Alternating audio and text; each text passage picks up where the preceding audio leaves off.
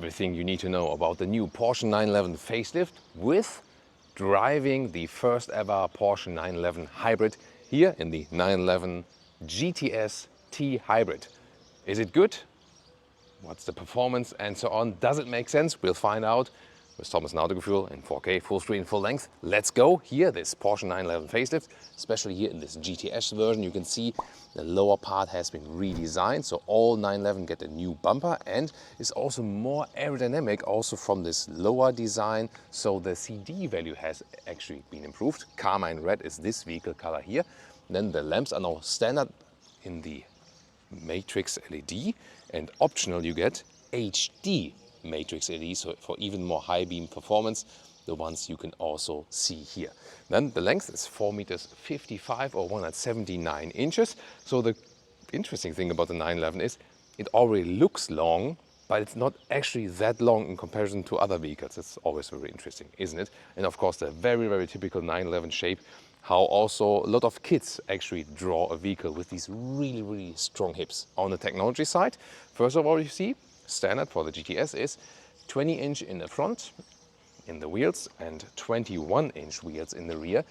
Optionally, we have here the carbon ceramic brakes. You can also see the yellow brake calipers as the contrast there. And technology-wise, also interesting, they worked on the suspension technology. The GTS gets the PASM as standard, that's the adaptive suspension technology, and also gets rear axle steering as standard. So the rear wheels turn in the opposite direction than the front wheels. You can also get an electro-hydraulic anti-tilt control, the PDCC.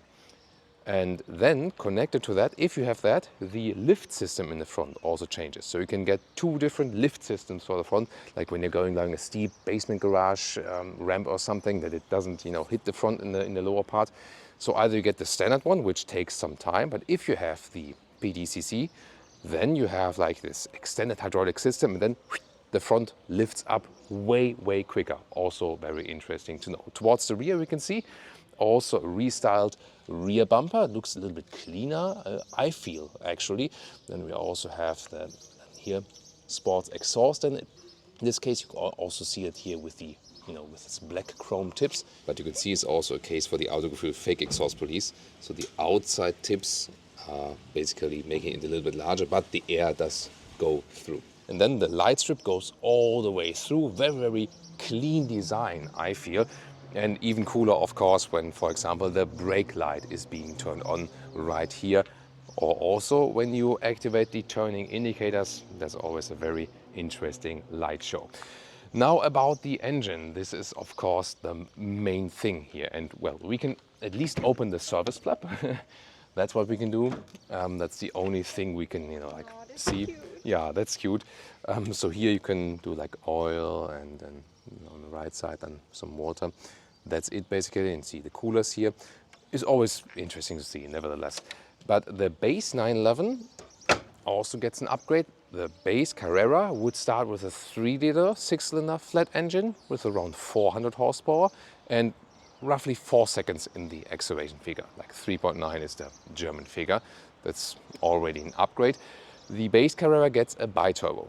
But then here, this new GTS gets a 3.6-liter 6-cylinder flat engine with a single turbo, so more displacement, 1 turbo less. But why? Well, this turbo is actually powered by an electric motor. So they actually have 2 electric motors in this one here, in this hybrid concept. So one electric motor is powering the turbo, actually, that single turbo, and the other electric motor is directly powering the whole system, the wheels. However, together, it's not that it's separately on one axle or so on. So the electric power and the combustion engine power totally comes together.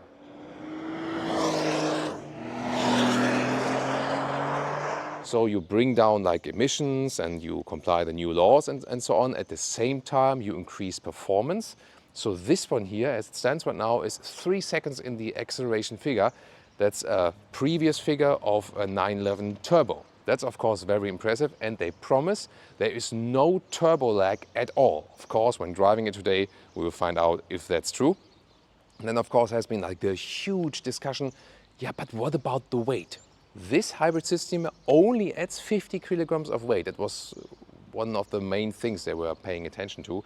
And of course, you know, that's just like even less than having like a co-driver or not. So we should not feel that. Of course, we are going to find out more about that too. And there's also recuperation possible, for example, but they do not use brake blending. So when you use the brakes, you should not feel anything from the recuperation. So these details are all soon to come when we drive it. That battery size, by the way, is 2 kilowatt hours, and there's a 400 volt board net. And interesting is that the engine in the rear is always also started by the high voltage system. However, you still have a low voltage system, a 12 volt board net on board, to start the high voltage system. That's also interesting to know. And the recuperation is up to 32 kilowatts, so we can also gain some energy back to the battery. And here, what we can also see, you can see the typical frunk.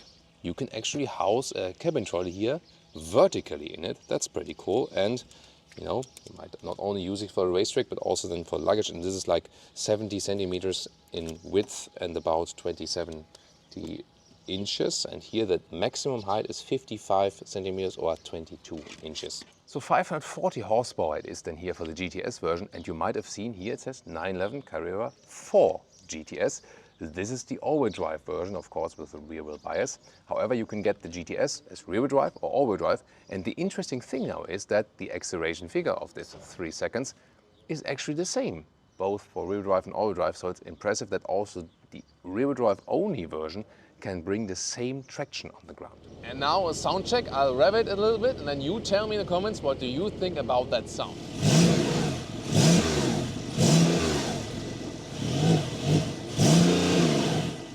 These flaps here in the lower part, they are indeed active. That's why also better aerodynamics. But then you might wonder, wait a minute, we are stationary and they're open? Why is that? That is actually law. So by law, for some safety regulations, they have to be open when, you know, like driving really, really slow speeds. For whatever reason, that is safer than being closed. Kind of weird, isn't it? And then at slow speeds, but not super slow, they close because no additional cooling is needed. And then when you drive really high speed performance, then again they open for the cooling performance. Interesting, isn't it? Yeah, and then you might think also about, yeah, this hybrid system, does it always have the same full power? Yes and no. It depends also on the driving mode. So when you're driving it normally like a customer on the street, probably you won't ever notice like a power difference or loss. But then it depends on driving mode. Sport mode at some point retains a certain battery level. Yeah, that's of course also on the cost of consumption and so on. But there won't be any difference between the lap times. If you use the Sport Plus mode and then do a hot lap, then actually the battery is depleted for like a length of Nürburgring Nordschleife. They trimmed it to that one. And then the second lap will be a little bit less quick or with a little bit less performance. So this is like for this hot lap performance. As I said, usually most customers will never feel that difference. It's only when you use it probably on the racetrack with the Sport Plus mode and want to do this one hot lap like they did on the Nürburgring Nordschleife, where it was 8.7 seconds quicker than the predecessor with this hybrid system. So yes, it works for the performance, but basically with all hybrid systems, at some point, you don't have the constant power, but in this very case, most, like 90% of people driving this vehicle will never feel that because the battery won't be depleted that quickly, or since when you won't use it on the racetrack, you won't probably feel it at all. And of course, here always great to show off when you extend the spoiler also when being stationary. From different angles, that always looks cool. So, and you can also retract it again. In the infotainment system, you have to hold it then to retract for safety reasons. And when you want to put it up again, then one click is just enough. Of course, this happens then automatically when it goes high speed, then it goes up, and when you're driving slower again, it goes down. Interior, I love this key fob here in the 911 form. Then the door handles, they come towards you like this when you open or close the vehicle though. And then just this haptic feedback here feels, and when you listen to this, a little bit weird, isn't it? Then door closing sound. That's very rare. Here, one of the rare cases where we have frameless doors, of course, but still, the door closing sound is most awesome. Well done. And you can see here also it's dual installation glass. Interior design here with red contour stitches that fits to the exterior color very well. And then there's a new pattern here at the inside of the doors, and this looks, it depends on how you look at it, you know. This could be a small arrow, but it also could be a small seat symbol, or it could be like a, you know, like almost triangle symbol. I don't know, like it depends on the... Mercedes star? A Mercedes star. Oh, I hope Porsche hasn't heard that. Yeah, but it really depends on the camera. It also looks like in person, and you see a different pattern like in every second you look at it. Interesting. Then here I have to say, though, the microfiber quality here at the inside of the doors is not the best. I have to say. Yeah, I don't know, but maybe it's different on the seat. Let's take a look very soon. Slim door pockets, as we used also from 911, but it's also of you know, fabric covered from the inside. That's actually nice. Then here you can open the rear service flap, and this is to open the front, but you can also do it on the key fob, of course. Then a nice 911 Carrera 4 GTS entry badge, and steering wheel here in the GTS. You can also get the microfiber steering wheel. That's of course really lovely for the best grip, best racing performance. And drive mode selector at the steering wheel. You can already see these are new digital instruments, 12.6. Soon we have everything come to life. And then the seats here, these are actually the best ones because they also have the microfiber in GTS. That's typical for the GTS. And this special pattern here is once again in this upper part. It feels a little bit less plush than the normal microfiber, I have to say, but maybe it's also good that it stays cooler. We have to see about that. So I would actually, from the interior trim, pick the GTS because then I can get most microfiber. It's not possible yet to get the 911 animal free, sadly. And then here you can see I can set the steering wheel down and also towards me. Then you can see now here these new digital instruments. They are really, really crisp. So the resolution of these digital instruments is awesome. Of course, you can still argue, if I want a 911, I also want an analog RPM meter. I can understand that view, definitely. So I would find it cool as well when I buy a 911 that the RPMs are still manual. These here offer you more flexibility. Yeah, it depends. Then with 189, 6'2", still a lot for 189, 6'2", blue eyes. Yeah. And then here I still have some headroom left. And the seats themselves, well, you can't be fooled. Most Porsche customers nowadays buy a Cayenne or a Macan. And there's a reason for that, because a lot of people do feel uncomfortable in 911. And of course, seats are not bad, but it's definitely not the best comfort long run. Some others say, hey, I do 1,000 kilometers, 600 miles with my 911, I have no problem. But I just recommend to you that you take a test seat first, drive maybe like do a little test ride, and then decide if these seats are fitting for you. But you can't be fooled that this is not something, you know, like in a comfort comparable to a very luxurious comfort car. You know what I mean? It is still predominantly a race vehicle. And the seating position itself is of course then racing style like. So when you sit down and say like, I want to start driving. Cockpit overview. Also, once again, with this really horizontal clean stress, like the carbon fiber decal element here, for example. And then there's always this hidden cup holder here on the passenger side. Then the glove box, dampened, very slim. I always love the analog clock we still have on the top here. Sports chrono pack. And then there's also this red background then here in this GTS version. New infotainment system as well, 10.9 inch, so we can just say 11 inch to make it a little bit easier. And they have also these upgrades here. This new menu structure, we know it from the other new Porsches, for example, but you can see it could definitely be quicker overall inside the Volkswagen AG. Porsche does have the best infotainment systems, the most reliable ones. Still, they're not top of the game if you compare it to other manufacturers, how quick and the whole system is. But you can access all the functions quite quickly here from the overview. It's also nice visualization here, for example. You can also here extend the spoiler in the rear. That is also possible. So yeah, maybe to show off also when driving static. And of course, if you use this drive selector here at the steering wheel, then also the extracted. So in here, for example, stuff also change according to that. for example, the sport exhaust system goes on when you are in the sport mode and so on. And this is also here your driver POV, very important for the Porsche, of course.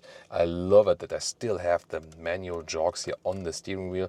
This is, for example, here to change the instrument view. And this is, of course, then here you also have the night vision if you want that. And you have the rider map view, for example, like this, or then this more classic view with the RPM meter, so that like the visualizations are super impressive, crisp and clear.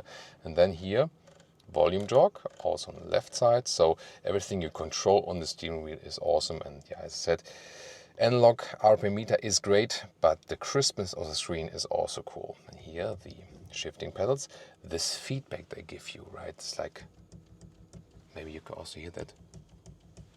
That is really, really good. And we have more keys right here, more buttons. You can also activate the exhaust note here. You can have a favorite button here for whatever. So when you click it, you can also then, for example, pick what you want to have. In this case, you can also, for example, set it to the Apple CarPlay. Android Auto is also possible. And what you can also see here, the CarPlay integration has been extended, that you inside of CarPlay, you can, for example, control the car vents. First time you can access to car functions from the CarPlay menu. But is it really that useful? I'm not so sure about that. So I prefer the solution, but we also have here that we just use CarPlay like for all the infotainment stuff and then use the climate unit with clicking sounds below. And this here the PDCC, Porsche Dynamic Chassis Control, and this is then this anti-tilt function. In the lower part, also really nice with all these clicking sounds. Yeah, also one of my favorite features, this metal knurling on top, brown shaver design. You click them, you can directly access the climate unit. You don't have to finger around in the infotainment system. That's the most lovely thing. And of course here, when you forgot shaving in the morning, you can also do it with the shifting lever.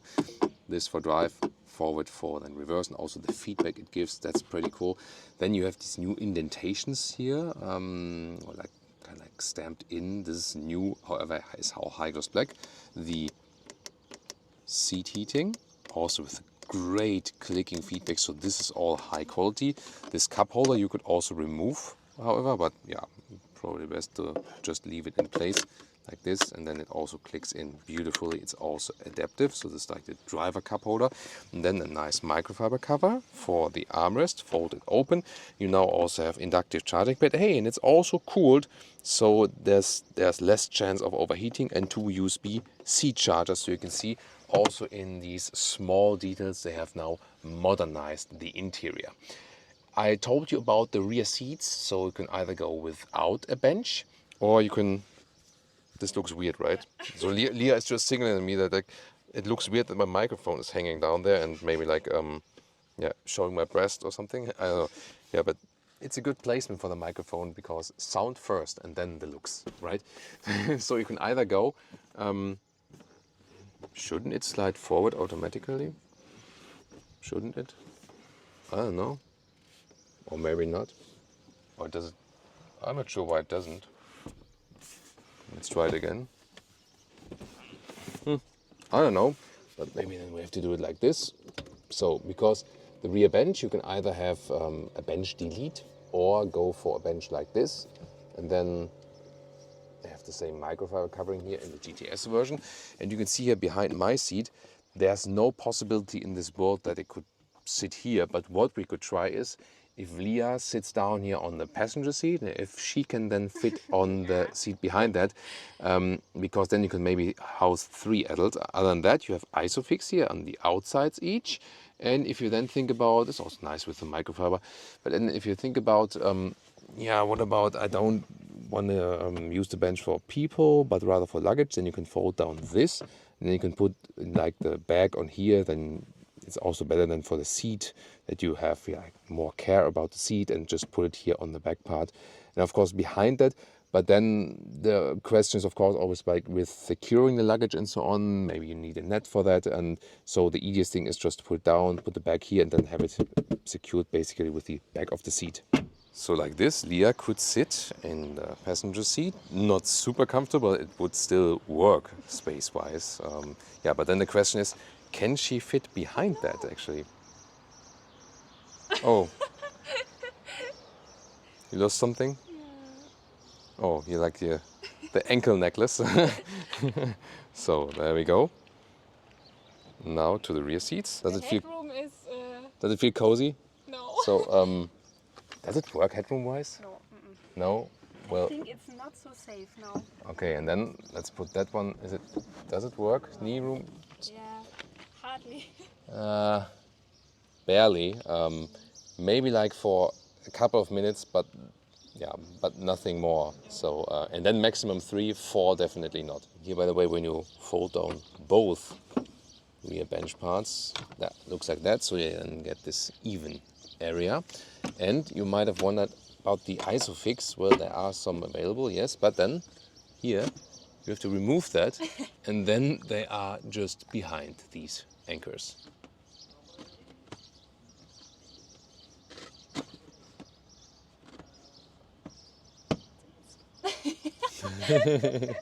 Sport Plus.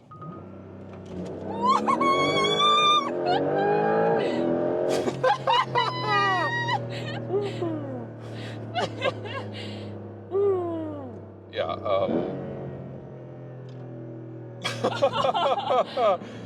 Okay. That happened. Whew. Oh, AC. it's getting hot in here. Yeah. Woo. Welcome to this driving part. Starting here on like motorway-like or countryside roads, a little bit higher speed. That was a proper launch control, and you see that felt like launch control with the 911 Turbo S or something. That was like totally off the charts. You also heard the Lia meter. Into red zone. But you first could very well hear the sound as well, because I think she was even too shocked before she could even scream. Wow, that is something. So performance-wise, check with the hybrid. I'm really interested to check the video later myself and see like the time code, like how long we took actually in that acceleration. Wow. At the same time here, I'm just switching to the driving modes. It is a wide span then between the comfort and sportiness, and that's also something they want to do here with this new facelift, that there is a wider span then, indeed, between the different driving modes. So here the adaptive suspension is also doing a good job, that it's softer in the normal mode and stiffer in the sport mode. However, since we have these large wheels here, especially here standard GTS 20-inch in the front, 21-inch in the rear, of course the sportiness comes at some point at the price. Here the waves and so on, they are evened out very well by the suspension. Just like when there's some potholes or the road is a little bit uneven, then you do feel, of course, that you have large wheels and you do lose some of the comfort there. One more time.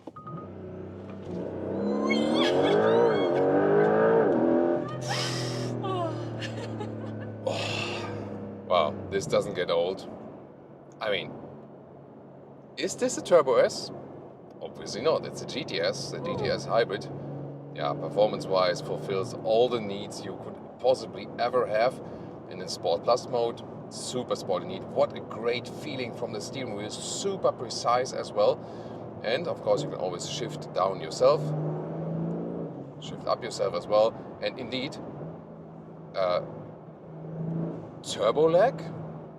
Yeah. What is a turbo lag? It's like directly there. Interesting is that sound-wise it is really different. Not sure if you can pick that up on camera, but especially from, when I just use my right ear, naturally the engine is in the rear there. There are different sounds coming from the engine indeed. Like when you let off the gas, it's always like, this is very interesting. And on the other hand, when you are, for example, in the normal mode and you are not at high RPMs, then use the throttle, and sometimes it also it's like so different strange sounds from the engines. I wouldn't exactly say it's good in a way from the sound, but here the handling, lane change here is just incredible. So it's a great racing machine, no doubt about that. So we're gonna also do some laps for you on the racetrack, but we want to start with the real world customer experience here. So this is really something else. Great performance, awesome handling. Yeah, just the sound, I mean, we already heard it on the exterior. No, the 911 doesn't have the best sports car sound. It's just these flat engines, these boxer engines, as we call them in Germany. They are just not the best from the sound. We just have to face that, actually. This does also have a cruise control, by the way. You activate here at the lower column. You can also set it here up and down with this column. And when you once hit the brake, then it's deactivated. And talking about the brakes, indeed, you do have the same brake feeling, although you have recuperation here. And you can also see that actually in the instruments. So when you hit the brake, then you see this green, this green field there. Or this, and then when you hit the accelerator pedal, then you see the blue. So there you see that the electric motor is helping actually, whereas with green, it's gaining back some energy. And another good question is, do I feel a difference between Sport and Sport Plus? That is like quickly on the pedal with Sport, and in Sport Plus. Yeah. Okay. You feel it, yes, yes, there is a difference. So you remember earlier in the Sport Plus mode, they used the maximum boost also from the electric motor and also drain as much power from the battery as possible for one lap. And yeah, you definitely feel the difference. There is a larger gap even between Sport and Sport Plus. And that was also one of the development goals, to really have a large difference between each individual of these driving modes. So no turbo lag at all. Then you have great performance, even faster than, like in the turbo regions. The only thing sound-wise, I mean, this system obviously does not improve the sound, but it wasn't also like the crucial thing before, so I can definitely live with that. And this 50 kilograms extra of weight, I don't feel it here at all on the road. So I think we can definitely live with that. And when it also has some emissions advantages, why not? Question is also about the consumption or economy. We'll tell you more about that at the very, very end of our long drive, so we can talk about that.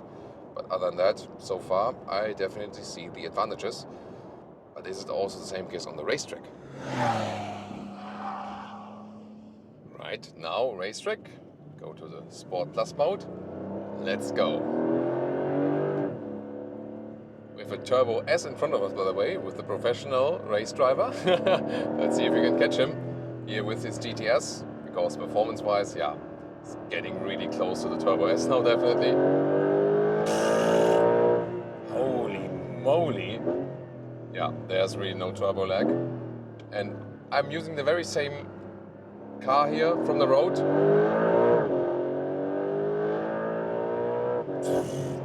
That was like 160 kilometers an hour already.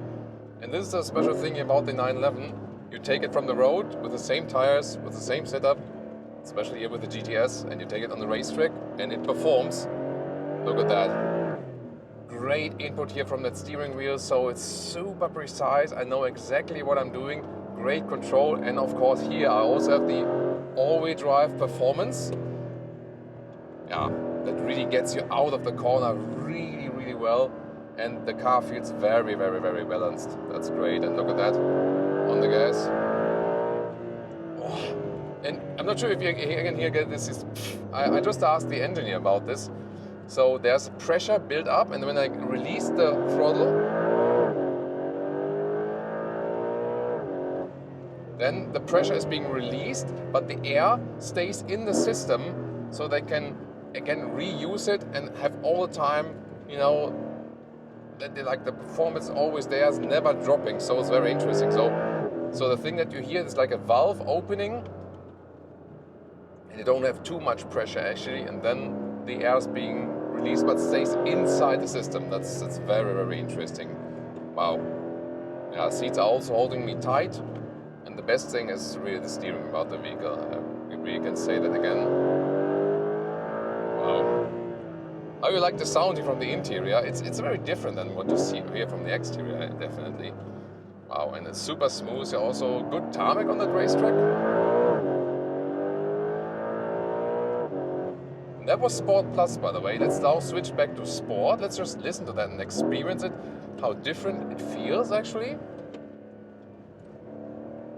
A little bit on the curves here, sliding out a little bit. Yeah, it's a little bit less extreme, definitely. Interesting that even start-stop would be activated still in sport mode now. It's not in Sport Plus, but still good performance. But definitely in Sport Plus, they have a little bit more performance just from the get-go, as soon as I hit the throttle, because I have this more electric support there. There we go. Wow. I mean, it's a very tight racetrack here, but feels really much in control. Love that. So definitely this GTS here is a true race car. And yeah, that we also hear some more like in the wheel arches from like small stones and so on. This is the reason that the GTS is like on purpose a little bit lighter, has less dampening. So a normal 911 Carrera would be more silent. That's very interesting. The GTS is louder from everything you hear, and also less dampening, therefore also less weight. Yeah, and definitely works. For our consumption test, we went to 100 kilometers, a little bit uphill, and the same way back, 100 kilometers downhill, so we could also take into account some recuperation effects. And the one way up was the consumption of about 10 liters on 100 kilometers, and the way back was 7 liters on 100 kilometers. So a mixed average then is 8.5 liters on 100 kilometers. So it's a little bit less than 30 mpg US and a little bit more than 30 mpg UK. Overall, I think quite acceptable. As for the consumption here, yes, the hybrid increases the efficiency due to these recuperation effects. When we talk about pricing, the hazard lights need to be on to warn you because the base 911 starts at now around $120,000 or 130,000 euros in the German price. And the GTS hybrid actually starts now $165,000 or 171,000 euros. But as it stands here right now, with also equipment and so on, alone here, these carbon ceramic brakes are 10,000 euros extra. So the overall car, as you see it right here in the 911 GTS hybrid all-wheel drive spec, 218,000 euros. And it is an incredible vehicle. And yes, the hybrid system also works very well to eradicate this turbo lag. However, you really have to be honest and say that this is also ridiculously overpriced. Yes, it's great performance, it's a superb vehicle, but the prices have gone so skyrocketed on the whole car market, and the Porsche prices are meanwhile just insane. You just have to admit that. Nevertheless, so much fun with this vehicle, no doubt about that. And of course, we have more exclusive Porsche content here for you.